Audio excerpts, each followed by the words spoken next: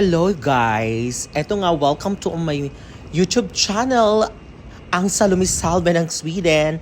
Ngayon ay magbabakasyon ako, yes, vacation, papunta sa Norway. So, ngayon naghihintay lang ako ng aking tren papunta sa Norway.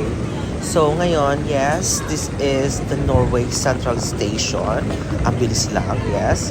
So as you can see guys, dito sa Europe, ang mga tao ay maraming nag-travel lang gamit ang tren. So yeah. So yan, this is my first time sa Norway. At you can see the other side, papunta sa Stockholm, Sweden. So yun yung mga pabalik. Marami ring tao dito sa Norway. At maganda rin yung kanilang mga trains, stations, yan. Mabuti naman at sumikat ang araw, even the weather is so cold. Look, this is the place where the central station ay very near lang sa lugar na ito. So, yeah, so this is a park. So, naglakad-lakad lang ako dyan kasi maaga akong dumating sa Norway mga 10 a.m. So, yes, I wanna try to check the place. Tapos, kasi yung time sa sa hotel is, I think 2 p.m. pa yung check-in. So, nag-walk muna ako, walkathon. Yeah, meron din silang mga scooter dyan, which is the same sa Sweden. So, yeah. So, yes, this is na yung mga Junjun. Oh, si Junjun tumingin. Ay! Guys, I can tell you that Norwegian people are very handsome. Mga pogi talaga sila, as in. So, ang daming pogi. Very approachable sila. Ang babait nila. So, they are not reserved. They are talking to you nicely, and they speak English also. So, walang problema. So, yes. So, I walked to the city center. Tingnan ko kung anong meron. At saka kung mapapansin mo dito sa Europe, talaga, they are yung graffiti talaga sila. Meron talaga silang graffiti kung saan they believe that yun daw ay paraan ng self-expression. Yes. So, another Junjun. So, malinis ang kalsada. Yes. Oslo Bar and Bowling. Then, nag-walk lang ako sa isang street. Tinitingnan ko kung ano yung maganda. Yes.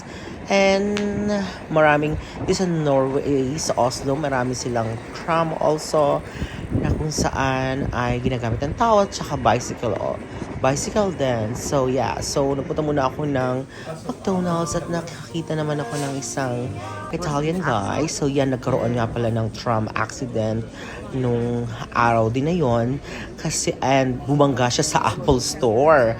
So alam niyo na ang daming tao, then ang dami ding reporters na kung saan gusto nilang makuha yung, I think very rare yung ganitong accident. Actually, sa whole Europe, this is a big news na nagkaroon nga ng accident. Yes, so yeah. Sorry, chika-chika, yes. Tingin-tingin, silip, alam mo naman, yes. So now, yes, naglakad na lang ulit ako pabalik sa aking hotel. So, ngayon ay nag-sightseeing ako ng mga pwedeng iuwi, like him, right? So, very handsome, cutie guy. And yes, walk, as in walk.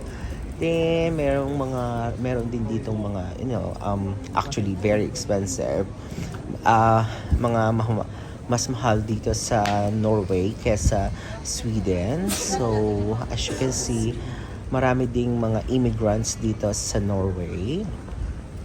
And I like those buildings talaga. I like their architecture.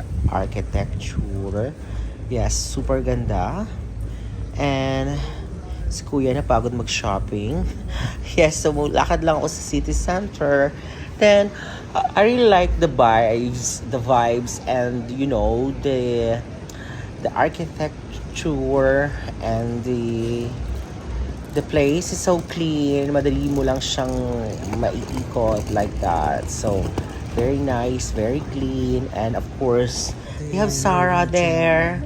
A lot of people. H&M, buildings, And that is so amazing. Then I tried the metro because like I want to compare the metro to all the Russian metros in Moscow, which is I believe that Moscow metro is one of the best, or I think the best talaga in the world. So yeah, it's very clean, but here is like okay, fine, like 50-50, but I still love Russian metros. Okay, now we are walking to the cruise kasi mag-cruise lang ako papuntang Copenhagen, Denmark. So, the cruise is for 17 hours. Akong mag-cruise na sa cruise lang for 17 hours para makarating ng Copenhagen, Denmark. And guys, that is so cheap. That's only 50 euros. So, if you guys want to try that, it's really good because like I think the cabin has 4 beds, and yeah, it has 4 beds, and you can guys like your friends, you can go there also to the Copenhagen. Actually, I'm just like walking from my hotel to the cruise station, and now andito na kami sa cruise. Andito na ako sa cruise, yes. And that is the family of baby boy, and the baby boy is there. So yung may Under Armour, yes. And it's now, this is the, like, we are in, no, it's okay. I think 6th floor. Yes, we are in 6th floor, and this is, guys, the cabin. I can show you the cabin and the views. Look, yes, 6, 8, 10. This is the cabin, actually, yeah, that's like 4. And that is the view outside. Imagine, so immaculate, right? Very nice, very demure, and very mindful. Look, guys, look at the view. That is, I think, Baltic Sea. Yeah, I don't know. And this is, guys, I will show you the view at night. Look, oh my God. Like, I think, are you there? Like the waves, yes, so strong and so quiet. And a lot of people, actually, a lot of people in the cruise, they are so happy. They are so like enjoying their time there. And yes, bye everybody.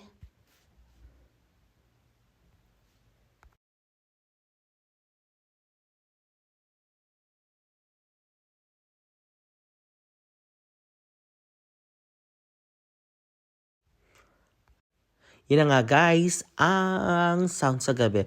Sobrang ganda ng view talaga, as in. So, gabi na yan, bago kami makarating sa